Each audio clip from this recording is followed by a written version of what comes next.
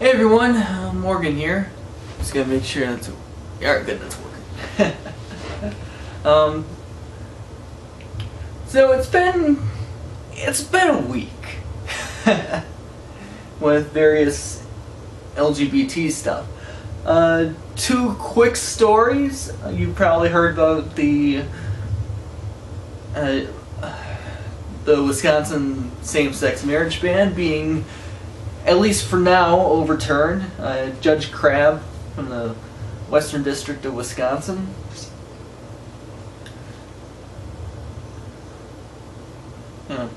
her decision came down middle of last week, and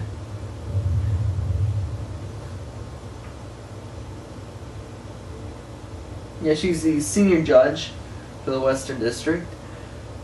Jimmy Carter appointee. So, if that means anything to you.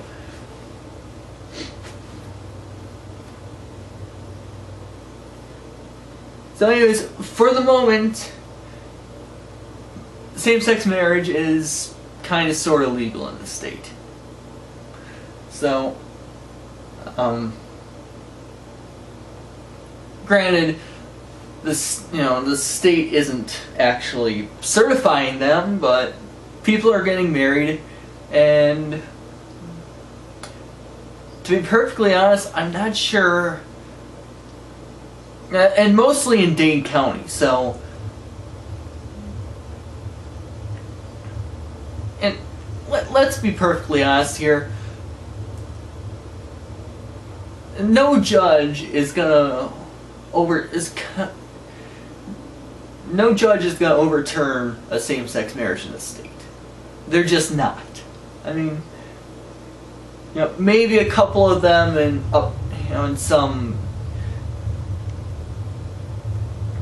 some backwoods courtroom up north, or Waukesha. But apart from that, no judge is going to overturn same-sex marriage. Not in this state. So, no judge is going to side with the state in this. But they're holding it up.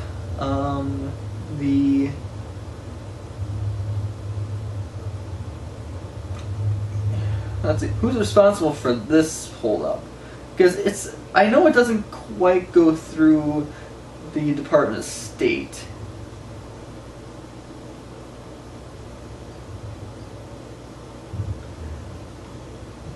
Yeah, 52 counties are now issuing gay marriage licenses out of 72. The State Vital Records Office has started processing the licenses. And they're waiting for legal advice from the Attorney General's office. Okay, AP survey found that 486 licenses had been issued statewide as of Wednesday afternoon. 368 of them were in Dane and Milwaukee counties, which first of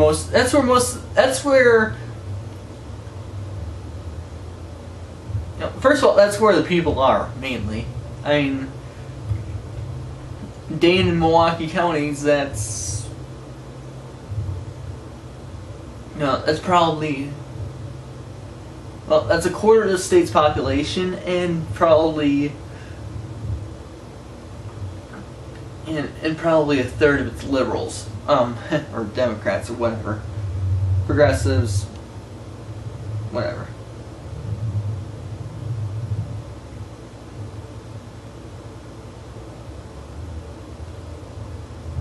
So 20 counties are not. I'm fairly certain that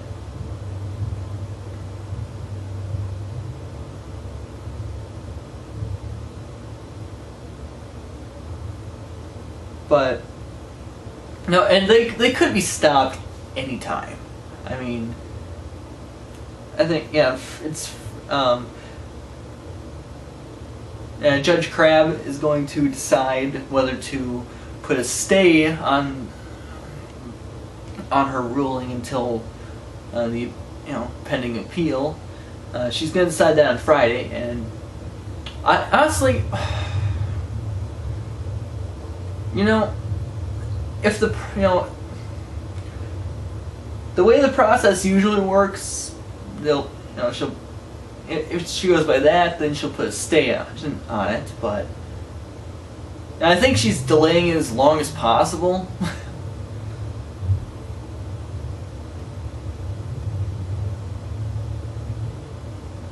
But yeah, it's a state constitutional amendment. Alright, passed in 2006 with 59% support. Every county except Dane County, that's Madison area, voted for it. I had majority support for it. And that number is actually pretty much reversed now. It's mid to high 50s support for same-sex marriage now. And it's been 8 years. And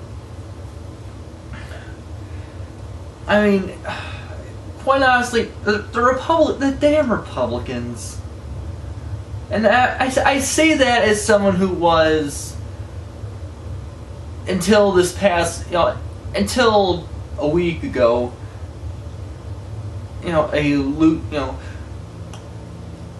someone who is more likely to vote Republican than not. I'll admit it.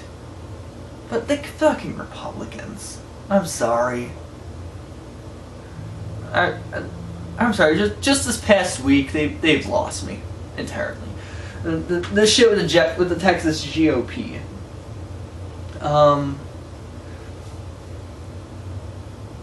So they have a plank in their. It's a ship of a platform. It isn't a platform. It's a ship, but it's a boardwalk. But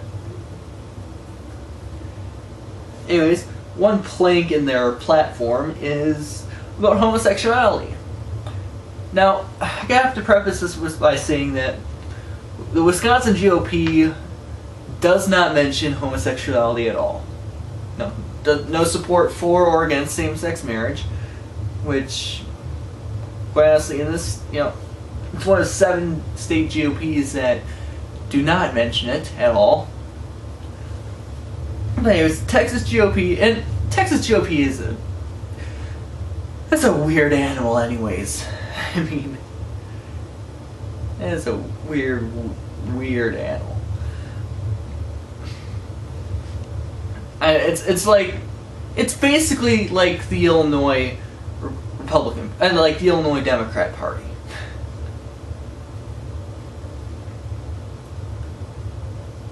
So, anyways, their homosexuality platform, it's your basic traditional, homosexuality is not acceptable bullshit. But they added in one little thing.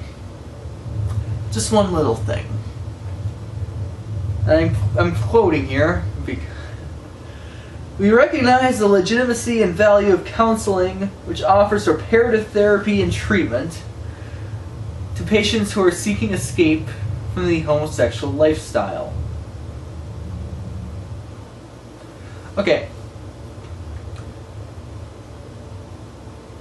First of all, reparative therapy has no legitimacy or value.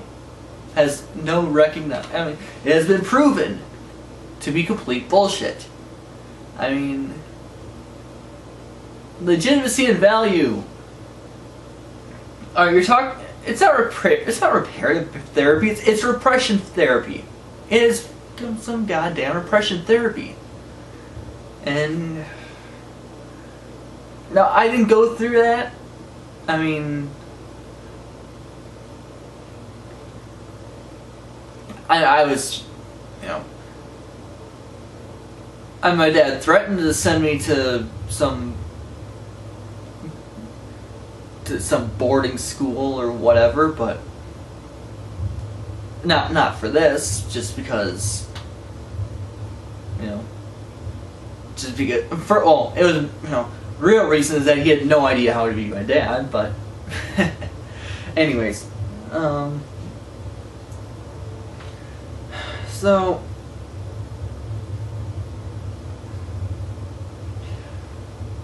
and that's what really pushed me over. And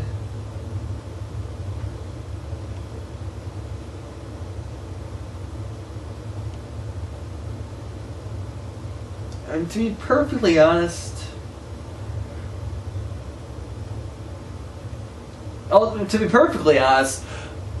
I was closer to, I was only Democrat in the first place because Dave Owie pissed me off. Alright. Now, I've said this in a Firefly Chats video last week, I've said it on Twitter before, but Dave Owie pissed me off. Back in 2006. He came into... Alright, so, a little background. I had been a founding member of my high school's Young Democrats Club. And the advisor for that club was my history teacher at the time. This is sophomore year of high school, U.S. history, and the teacher was, fairly liberal, of course, Navy vet, but he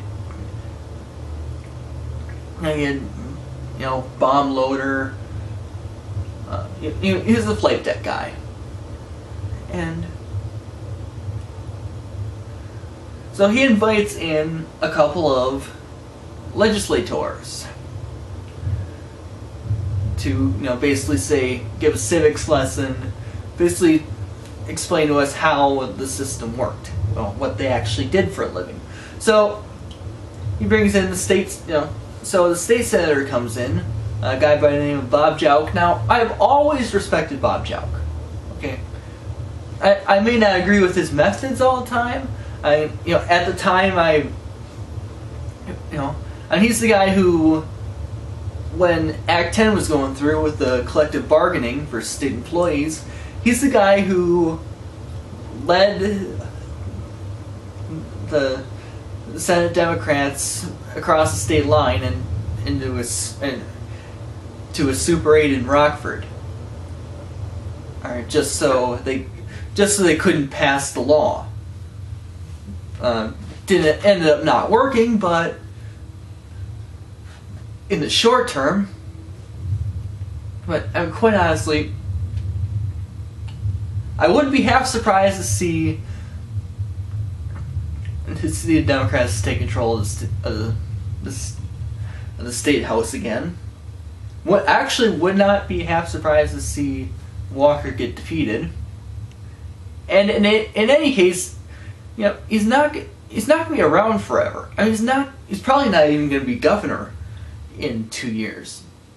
And yeah, he's running for president. We all know this. And which would leave Rebecca Clayfish as the governor. So, and this has been the governor's mansion. The governor has been. All right. Let's go through the elections. All right, Tommy Thompson, 4 terms from like 86 to 2000 or 2001. Then he goes off and becomes Bush's first Health and Human Services Secretary. And his lieutenant governor, Scott McCallum, takes over. Scott McCallum loses in 2002 primarily because Tommy Thompson's brother ran on the Libertarian ticket. That was, and ended up taking 10% of the vote. So Jim Doyle took over. Jim Doyle had been the Attorney General. And so he's in for 8 years. And billion-dollar budget deficits all the way through. And Jim Doyle is just not a good guy, by most accounts.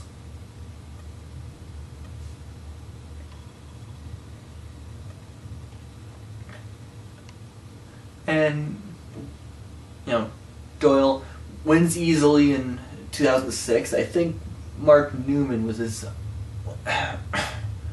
opponent that year. And then 2010, Scott Walker runs. It's Scott Walker, the Milwaukee County executive, against Tom Barrett, the mayor of Milwaukee, the mayor of the city of Milwaukee.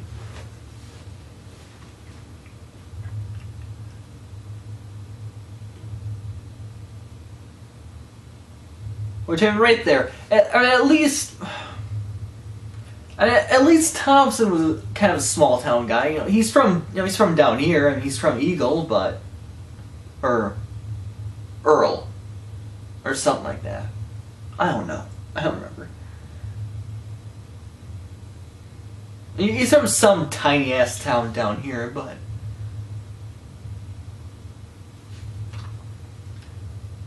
yeah, but whatever. But you got two Milwaukee area guys. I mean, and Walker's actually from Waukesha, but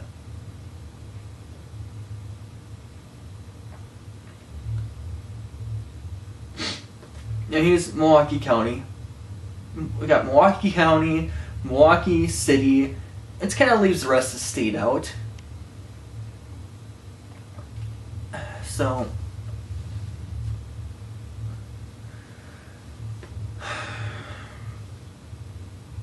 the state and the governor, you know, the people have generally voted for Republican governors.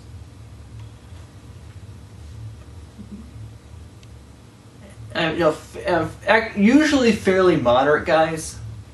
I mean, in my lifetime, they have voted for more moderate Republicans, but then there's Doyle. There's 8 years of Doyle. And what was I trying to think of here? I lost my train of thought again. This happens sometimes. But the state house is generally reliably Democrat.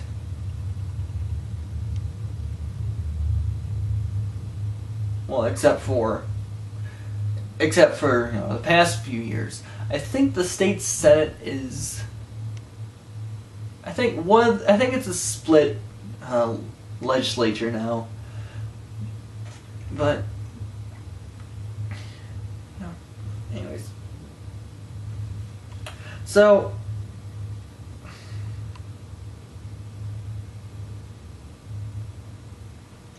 they go through this, and no, I've heard of this reparative therapy crap before. You know, it's re-education, and re-education camps is pretty much all that is. They're re-education camps, and you know. Now I had been listening to Glenn Beck, mainly for entertainment purposes. I mean, come on.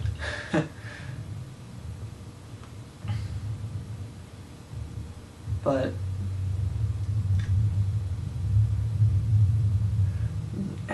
you know, he's down there in Texas. He's talking about you know, heterofascism. And he's saying, and he's standing against heterofascism, and you know, this is America. This is the United States of America. We don't send people to re-education camps. He said, you know, pretty much all last week he was talking about this kind of thing. He's basically using that kind of language. So, but, you know, when it comes down to it, you know, when it's his friends that are doing this, I mean, he does nothing.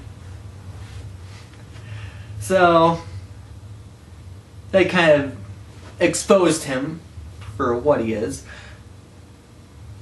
And yeah, I'd never seen that quite so starkly before. You know, before this, I had been kind of willing to give him the benefit of the doubt. I mean, you know, I was very much of the mindset that, you know, that he was exaggerating the crazy a bit. He was exaggerating the emotion and you know, the religious crazy a bit, because, well, I mean, he's a radio host. And he's an entertainer, first and foremost. Always has been. And, you know, his entire job is to get a response from his audience. So you know, I sent him something. I'm not going to read it here because, let's face it, he probably didn't read it. And probably nobody there read it, but, you know, hypocrite, coward, use what you want to describe him. You know, I am completely and utterly done with the Republicans. Finally. I mean, and quite honestly, I was always more of a, you know, I was always very receptive to the Democrats. I go off on these tangents sometimes because, yeah, you know, that's just the way my mind goes sometimes. So, you know, I had been talking about why I left the Democrats in the first place. So Jout comes into the classroom, and, you know, he talks about his stuff. And he talks about, you know, kind of what he does and whatever. And then Dave Obey comes in late, but, you know, he'd probably been coming from somewhere else. Well, obviously, because, well, he was from some place down by Wausau. So, no, he was, you know, I don't even know where he, I think he lives, you know, I don't even know where he lives these days. He's probably, you know, full-time in D.C., but just like the rest of them. Or maybe, you know, maybe one of the bigger cities here in the state, but. So Obey comes in, and, you know, this is 2006. You know, he was in line. He was the number 3 Democrat in the House at the time. He was in line to run the Budget Committee. He was the ranking Democrat on the Budget Committee. You know, and that fall he would assume the chairmanship. And so he comes in. First thing out of his mouth is a question.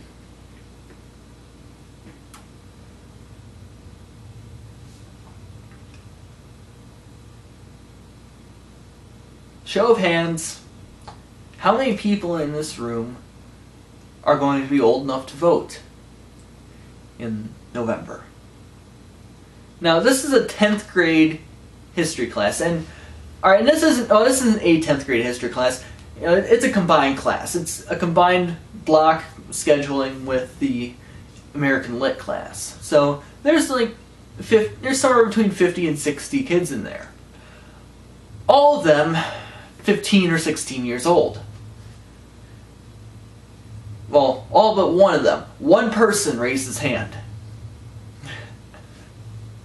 No, one student raised his hand. Of course, that had been a guy who had been held back before for some odd reason. And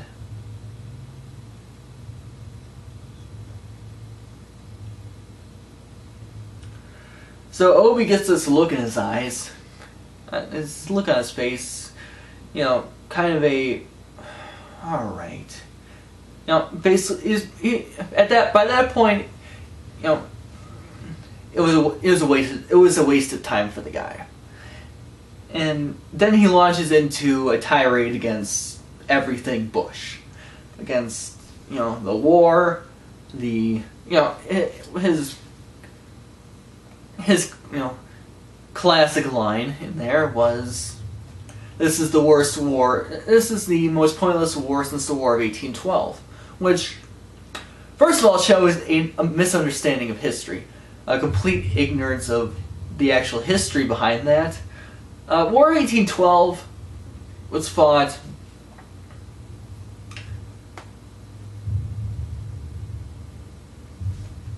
mostly because the British were, number one, still manning forts in, I think it was the Illinois territory at that point, maybe the Indiana territory, something like that. In present day Indiana, Illinois, Wisconsin, Minnesota, Michigan, places that had been technically U.S. territory for 30 years, almost.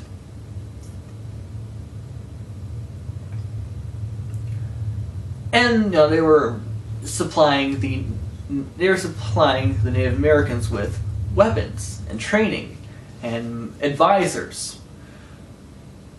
Tecumseh was the most infamous of those cases, but those were British supplied from Canada. So U.S. declares war on Britain. I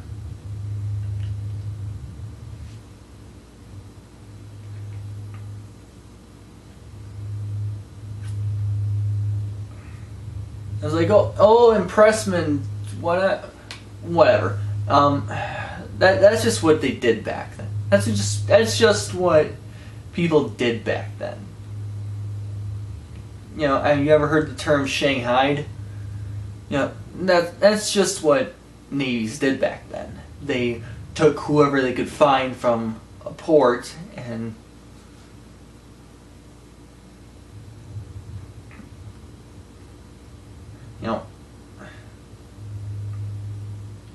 what are they going to do once they're on the ship? I mean, it's either work or die.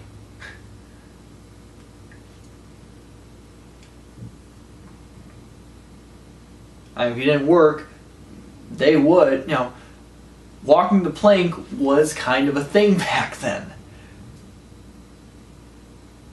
And they weren't, you didn't eat if you didn't work. So.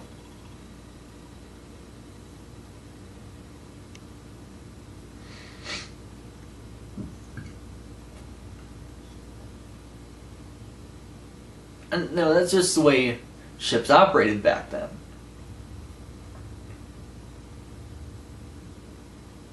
So,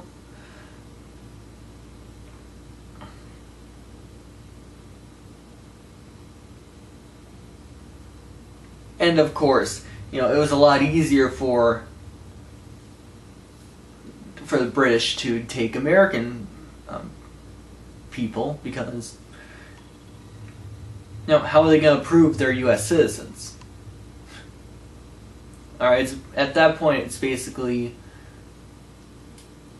the U.S. government's word against the British government's word, and considering that it's the British Admiralty courts that are deciding this, they're going to side with the Crown. It's just, that's just what was going to happen.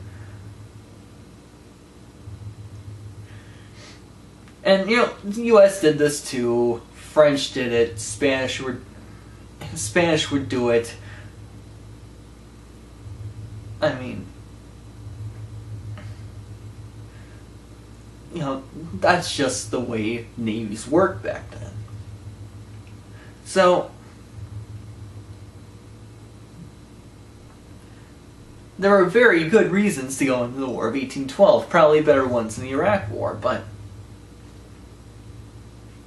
And at the time, I was of the opinion. Well, actually, I don't remember what my opinion was at the time. It eventually became, you know what, we're in there, we broke it, we should probably try to fix it. I mean,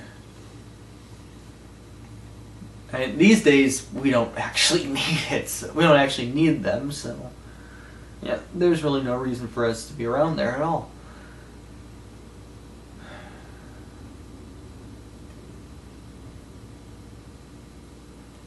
So, and, Obi comes in, goes on this tirade, and leaves. The teacher apologized the next day. The teacher apologized for what had happened. And then this guy was already one of my favorite teachers. So,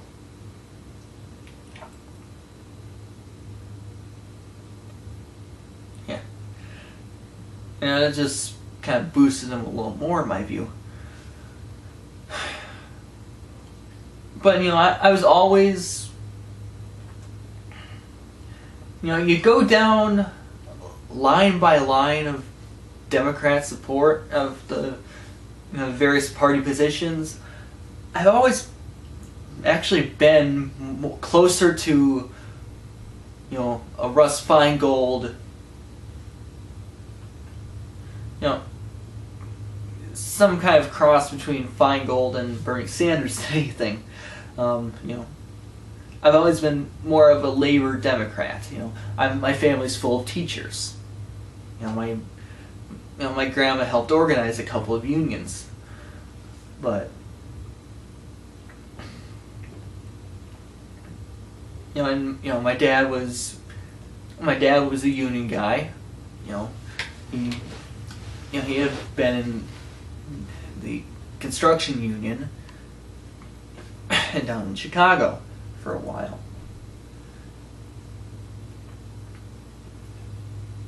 And that's, I don't even know. I think I ended up getting about $1,200, $1,300 from that pension when he died, but whatever. And so there's that. And I'm done. I'm not a big fan of either party. I made that very clear over the past, several years. But it's basically the Republicans hadn't pissed me off yet, and now they have. So, the American Medical Association has come out and said that surgery should not be a requirement to change gender, to change the legal sex. And, that's perfectly fine. A person's legal status should reflect reality regardless of what's in their pants. I mean, come on.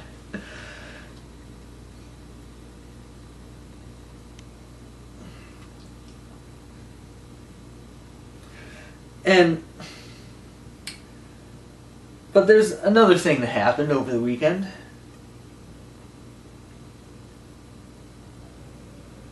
It's actually on Monday. Resolution number 9 for the Southern Baptist Convention. Now, the Southern Baptist Convention, for those of you who don't know, is the largest religious organization in the country. About 18 million people belonging to it. And, well, this is the same. Now, these are the same kinds of people who were supporting, who were segregationists. Now, these are the quintessential Dixiecrats. Most of them vote Republican these days. So they passed a resolution on transgender identity, and they hadn't had an official stance on it before. generally against it, but they didn't have an official stance on it. On transgender identity. Whereas all persons are created in God's image and are made to glorify Him. Whatever, typical religious stuff. And whereas God's design was the creation of two distinct and complementary sexes, male and female, which designate the fundamental distinction that God has embedded in the very biology of the human race. Alright, whatever.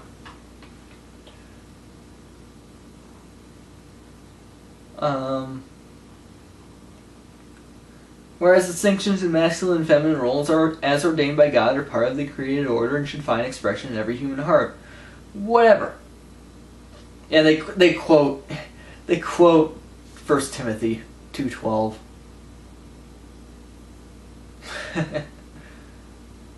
But whatever. Okay, so far there's nothing here that precludes the existence of transgender people. I mean, personally, you know, I have always been a fairly spiritual person. Even when I was an atheist, I was fairly spiritual. And you know, so far there's nothing in here that precludes the existence of transgender people. I mean, you know, so a female soul ends up in a male body sometimes. Whatever. Whereas the fall of man is sin and God's subsequent curse have introduced brokenness and futility into God's good creation. Whatever. Whereas according to a 2011 survey, about 700,000 Americans perceive their gender identity to be at variance with the physical reality of their biological birth sex.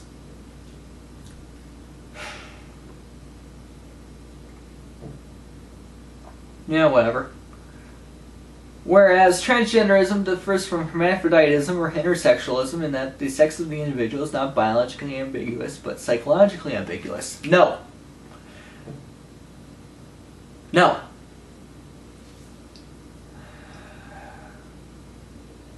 Most of the time it's not. Alright? Yeah, there's gender fluid people in there. But honestly, personally, I think that's, you know, from what I've been able to find, that's more of a gender expression thing than not, but than an actual gender identity deal. But, you know, a person's gender identity is pretty well fixed. You know, and it's, you know, it's not going to change once it's set. And so there's no ambiguity in here. There's just a difference. Whereas the American Psychiatric Association removed this condition, aka gender identity disorder, from its list of disorders in 2013, substituting gender identity disorder with gender dysphoria. Okay. Whereas the American Psychiatric Association includes among its treatment options for gender dysphoria cross-sex hormone therapy, gender reassignment surgery, and social and legal transition to the desired gender. Yeah. I mean, surgery has never been anything that appeals to me.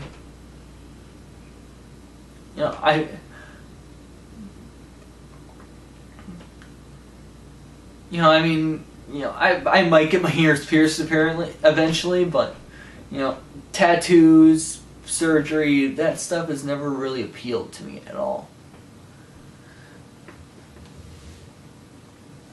Whereas news reports indicate that parents are allowing their children to undergo these therapies. Now, back in the old days, back before, mid-90s or so, or maybe earlier,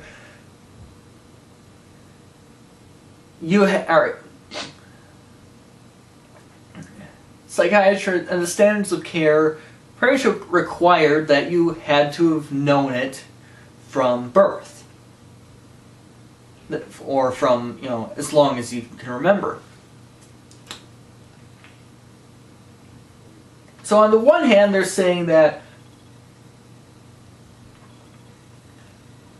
So they go from saying that you have to have known it forever to saying that, but you can't let your kids, you can't let your kids transition because what if they don't know? Even though that's exactly the requirement that used to exist. Ugh.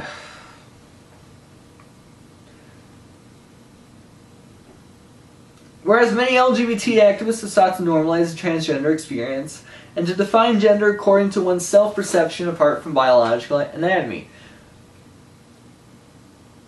LGBT activists have not defined gender like that. Psychologists have defined gender like that.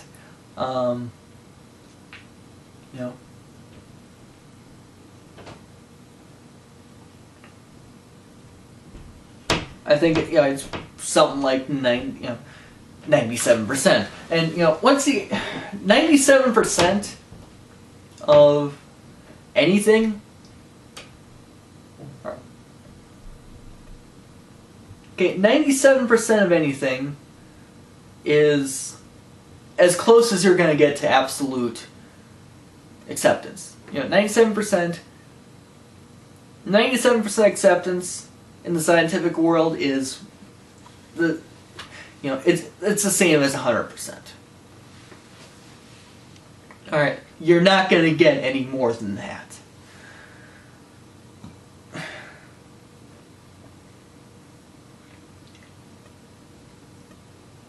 Whereas the separation of one's gender identity from the physical reality and biological birth sex poses the harmful effect of engendering and understanding sexuality and personhood that is fluid. No, the separation of one's gender. The separation of one's gender identity from their birth sex. You know where the harm comes from? Having that separation between gender and and birth sex. All right. And that's where the problems come from. All right, notice all these kids transitioning before puberty. They're just fine. All right, they are just fine. I was a perfectly well-adjusted person until puberty. So, whereas some public schools are encouraging parents and teachers to affirm the feelings of children whose self-perception of their own gender is at variance with their biological sex. This is basically saying that kids don't know who they are. Okay? Which is bullshit. I mean, it's basically saying transgender kids don't know who they are. Everyone else knows, every other kid knows who they are. I mean, every other kid knows that they're a boy, but every other some cisgendered kid knows that they're a boy, knows that they're a boy or girl, but for some reason transgender kids don't. Whatever. Whereas some public schools are allowing access to restrooms and locker rooms according to children's self-perception of gender, not according to their biological sex. Alright. There isn't a whole hell of a lot of difference until puberty. And, girls start hitting puberty a little sooner than boys. But, okay. Honestly, there should be some kind of medical intervention, okay? I'm not talking about surgical, but, if you're on, puberty blockers, or if you're on some kind of hormone therapy for being transgender, and you have been for a significant amount of time, then Your legal status should reflect reality.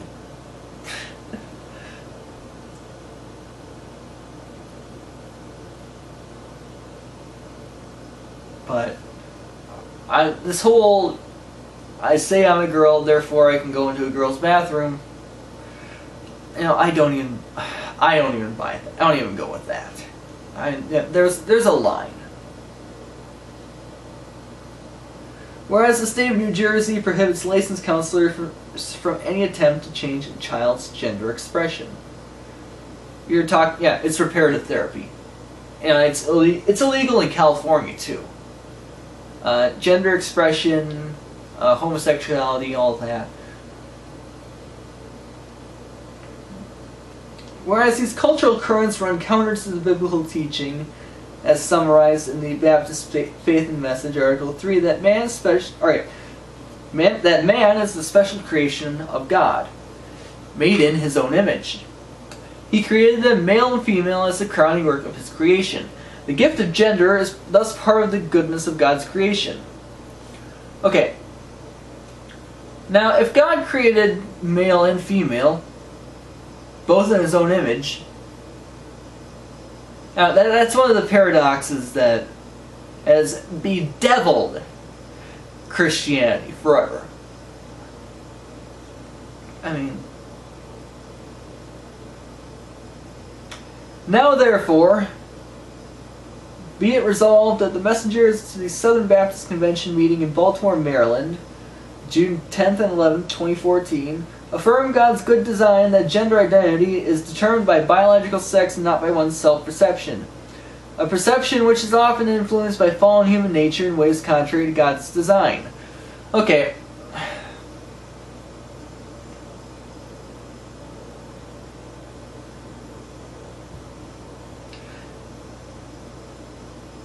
You know what I believe?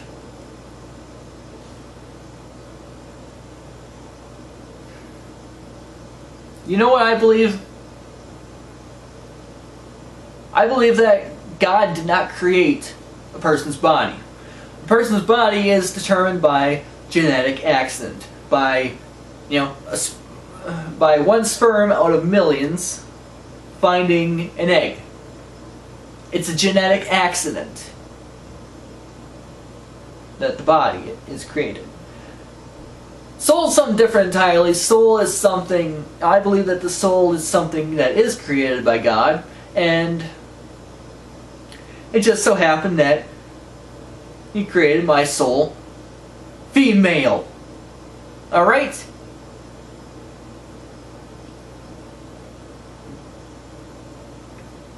I don't know why. I don't know why He put it in this body, but I do know I'm doing whatever I can to fix this body.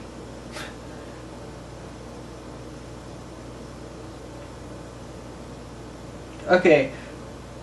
Further down, no, I'm skipping a little bit here because what are we at? Probably like a half hour. 43 minutes. Jesus. I can't see shit without my glasses. So.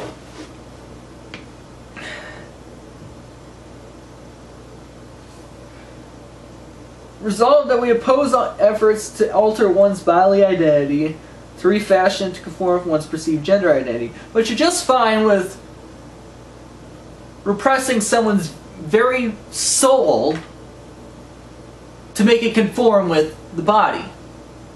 Okay, now if someone loses their genitalia for some reason or other,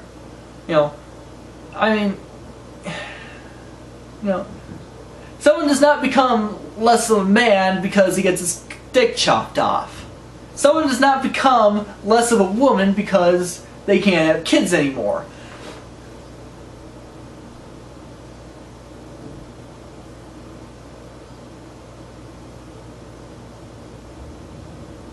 So, basically, and wait, I got it. I gotta check something. Because I think I have some family involved in this bullshit.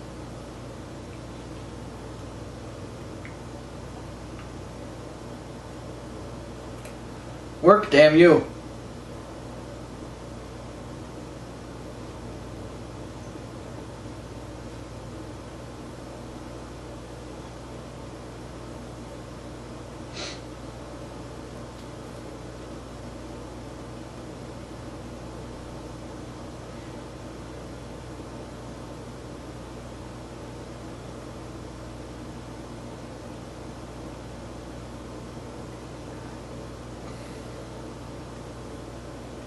Because I don't remember.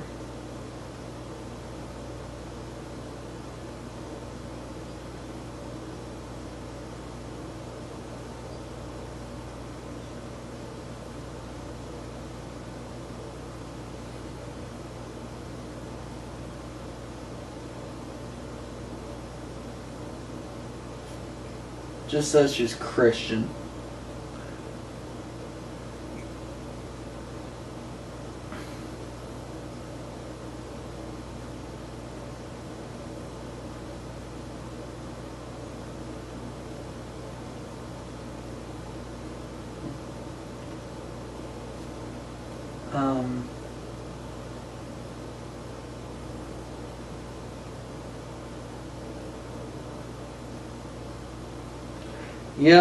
Yep.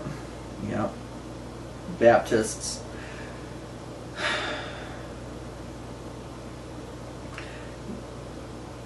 So yeah, that's my Uncle Junior and his family. They're Southern Baptists.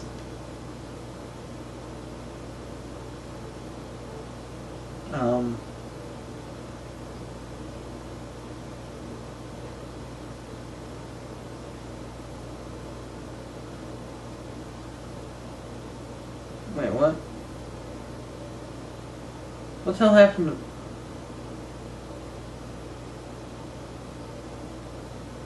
What the hell happened here?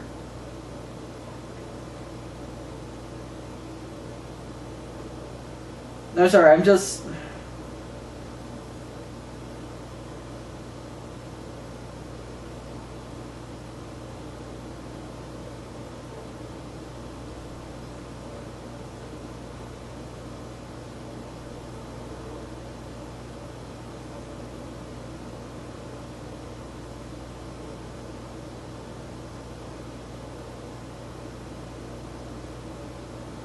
What the hell happened?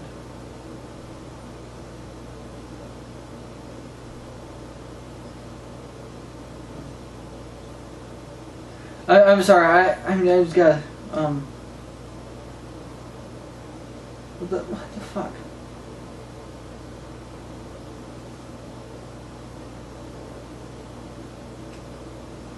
No, that's not what I'm looking for. He was on the...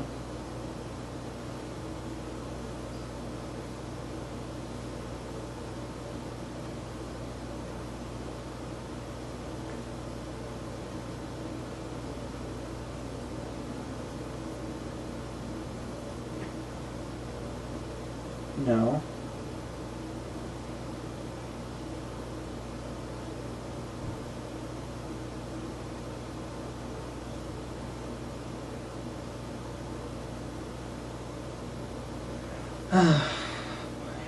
God damn it, Mally.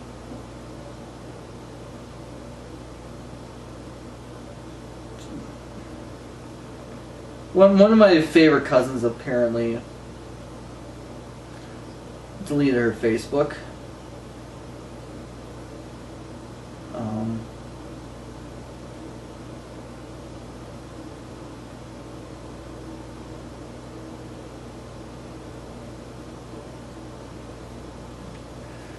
Damn it.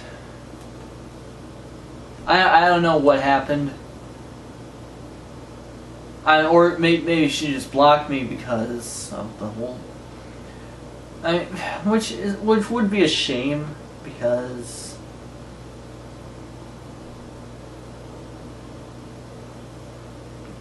she's one of the better ones.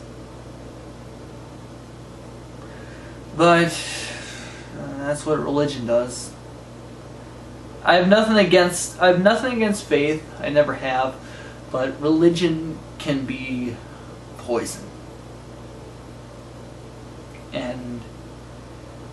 that's basically what's happened here.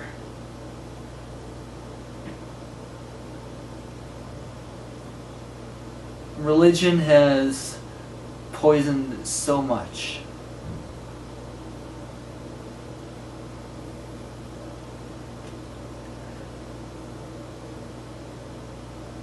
Just, and there's more non-religious people than ever. You know, I haven't. Honestly, I don't think I've stepped foot in a church since my dad's funeral. So.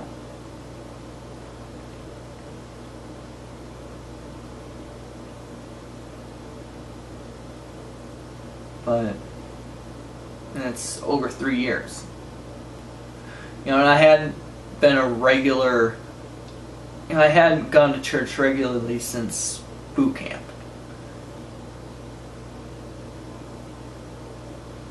You know, and even at this point, my brother was baptized Catholic,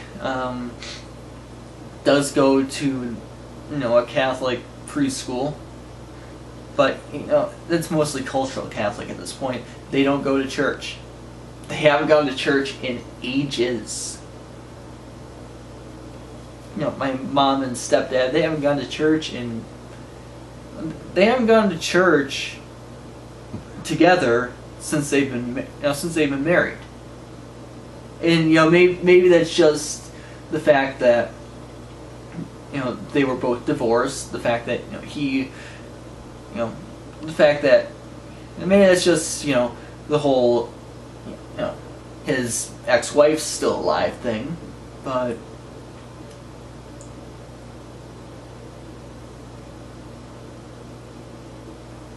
yeah, we haven't, you know, they haven't gone to church since,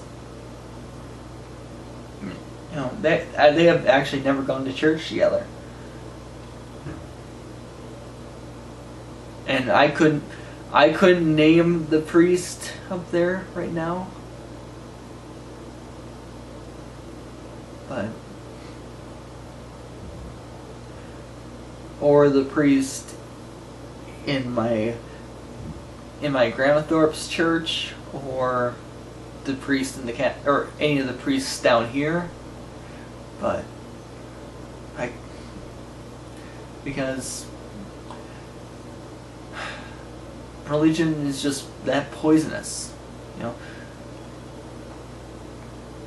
And, you know, I'll stand against it where I can. I'll stand against the hypocrisy and the poison where I can. But, and, you know, more people, you know, it's growing.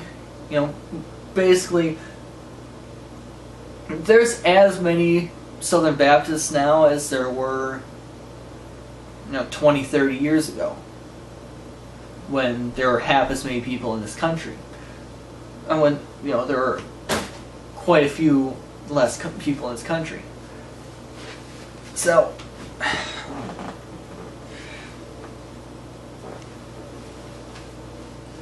I mean, people are leaving the church. And that's probably a good thing. You know, people are figuring out that, hey, I don't need somebody to explain the Bible to me. You know?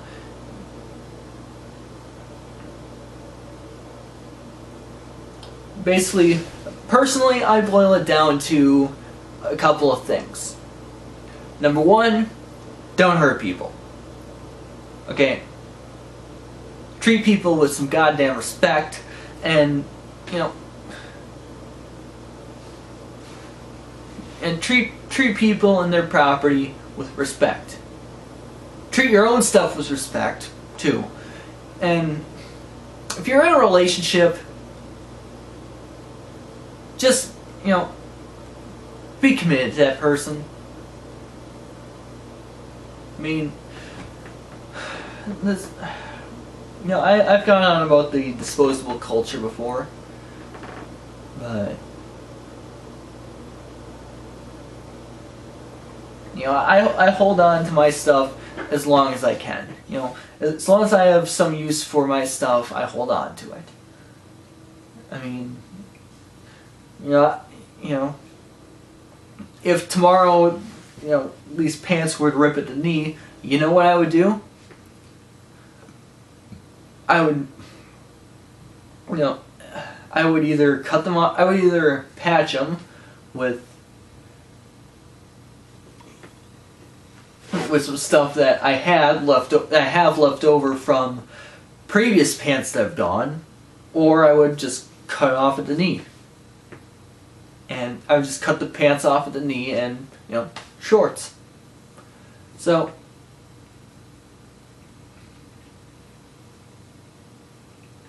this stuff with, oh, I need a new iPhone every year. No, you fucking don't. No, you don't. Okay? And all those iPhones are ended up in a landfill somewhere. Where, in some landfill in some third world country where, little kids are poisoning themselves so they can, to get the metals out. And to extract the metals. And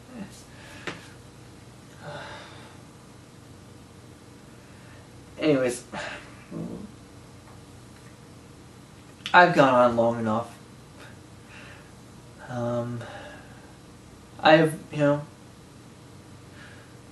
Ivan Morgan, and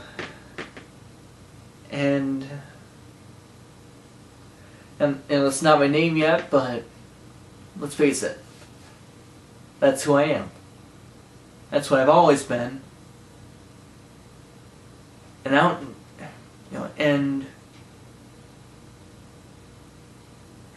whether some religious group says so or not.